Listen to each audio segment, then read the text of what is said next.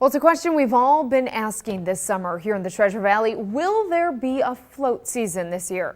KBOI2's Lauren Clark tells us what needs to be done before we can inflate our tubes. Lauren.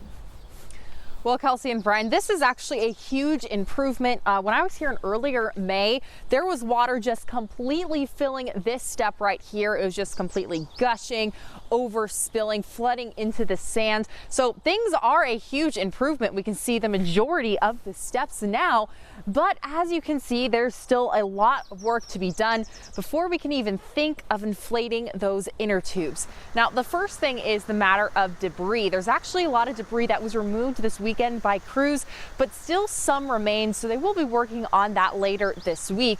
But another problem is the river flows. Now, the river does look significantly slower than it was earlier this spring.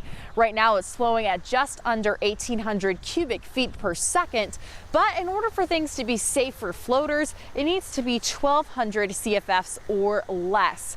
But the people who usually run or bike or just walk next to the river each and every day say they've seen a huge improvement within the past few days. I'm surprised that the fire department and the parks department and stuff has been getting as much cleared out as they have so far.